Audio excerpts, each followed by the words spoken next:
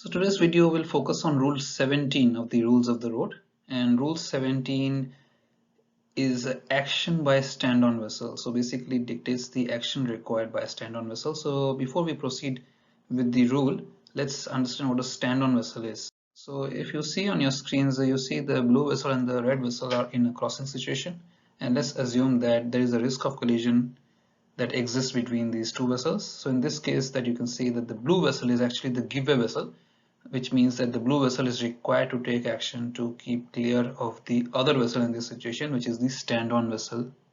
So the red vessel, being the stand-on vessel, is actually required to keep or maintain its course and speed, but there are certain complications associated with that, and that is what this rule is all about, and we'll be talking about that. In today's video, I'll be I'll be discussing the rule in parts. So I will write down each part of the rule on the right side of the screen, and I'll talk about each part of the rule, because talking about each and every part helps you to understand this rule, not only to answer the questions asked you in the orals examination, but also for practical application. I have previously discussed other rules, and I'll give you the links to those videos as well in the description section below. So make sure that you keep watching these videos so that you get a good understanding of the rules of the road. This is essential for you to pass your orals examination.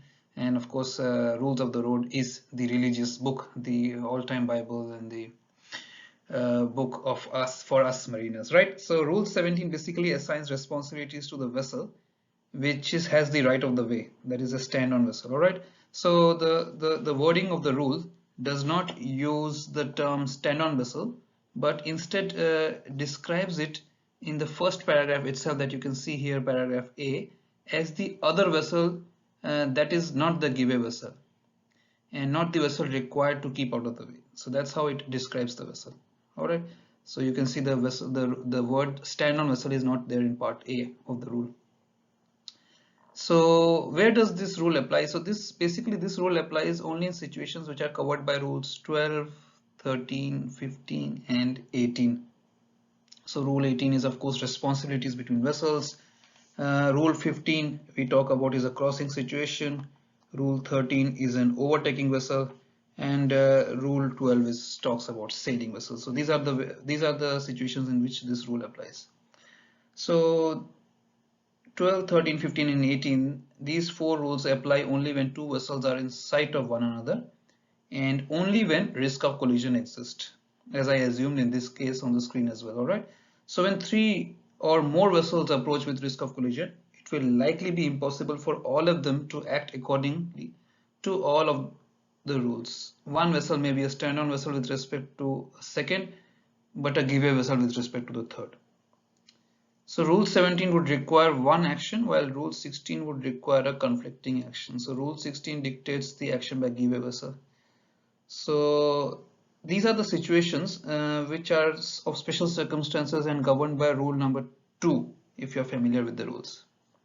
So giveaway vessels have one obligation: to stay out of the way of stand-on vessels.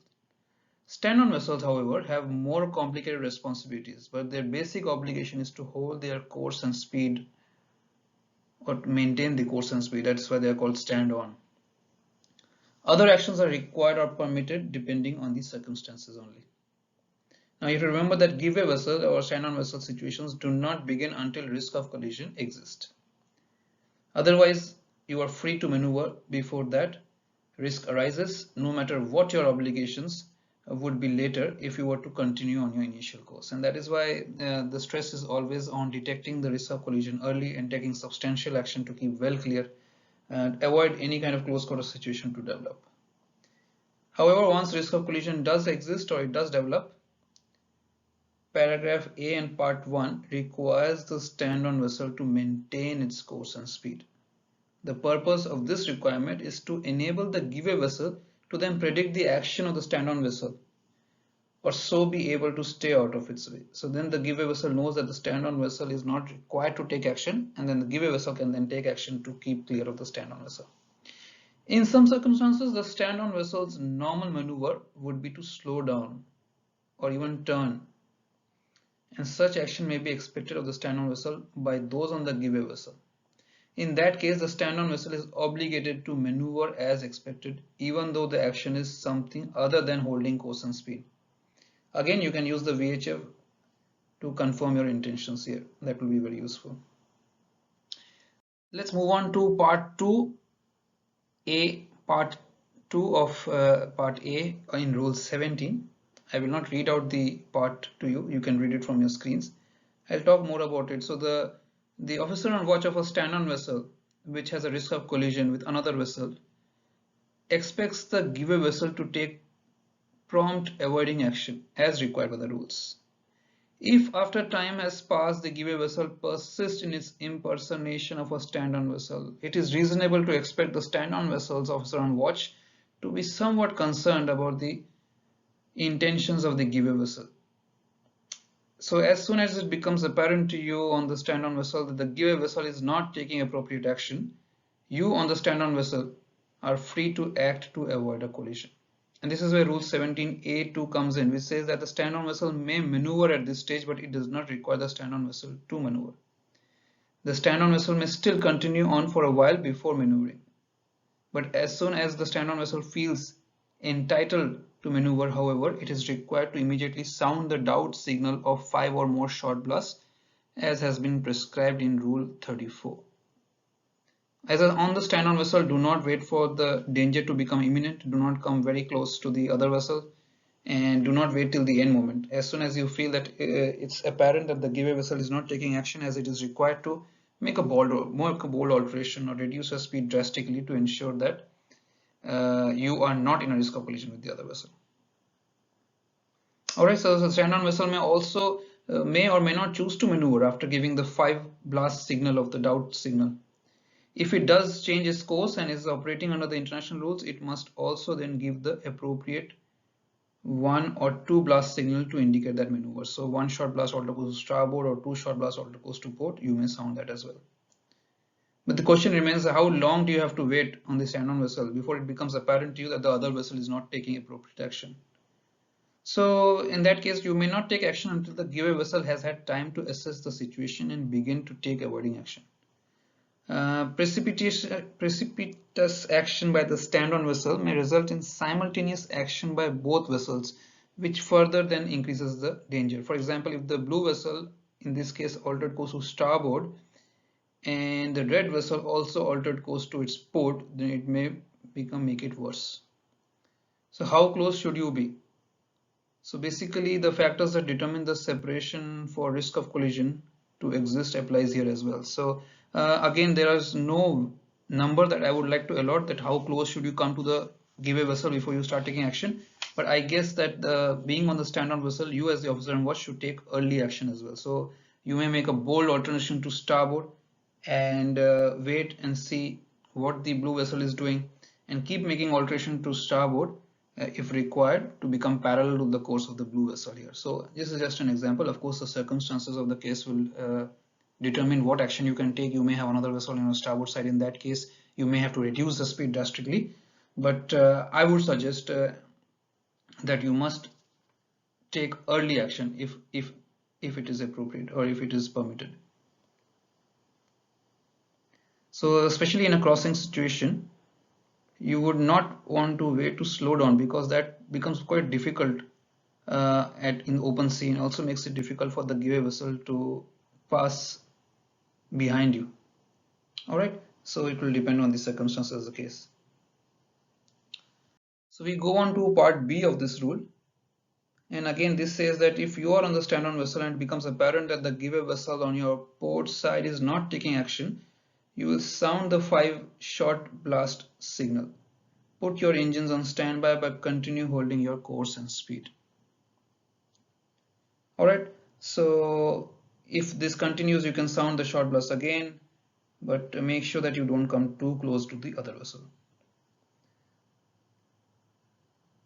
Alright, so if the given vessel is not fast enough to prevent a collision without your help, then you are required to take such action as will best aid to avoid a collision. But what action would that be? So then of course the right action for your stand-on vessel would be to swing your stern into the oncoming bow of the given vessel, as I suggested before, and you can see there in this case as well.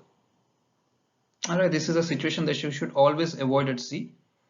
and that is why I said that as soon as you determine, and that should be early, that the giveaway vessel is not taking action, sound the short blast. You can also contact the giveaway vessel on VHF, but do that early on, and to avoid confusion, take early and substantial action to show the giveaway vessel that you have taken action and it's apparent to the other vessel. Don't use small actions, don't make small alterations which is not detectable by the giveaway vessel. If both the vessels are equally maneuverable, avoiding the collision will depend on the action of both the vessels in this case. So if the stand-on vessel is more maneuverable, then its quick action will probably prevent the collision. Like Navy ships often have very good maneuverability. Their steering is quite fast, the ships turn quite fast. So in that case, the Navy ships can do that.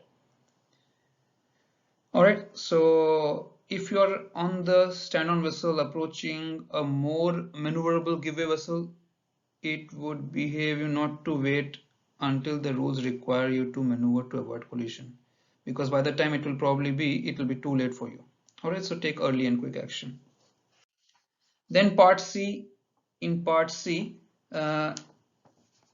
it mentions that turning away from the giveaway vessel will decrease the rate of approach and increase the time each vessel has to take further avoiding action. So turning towards the giveaway vessel may complicate the situation and then put your vessel, that is a stand-on vessel, in a more dangerous situation.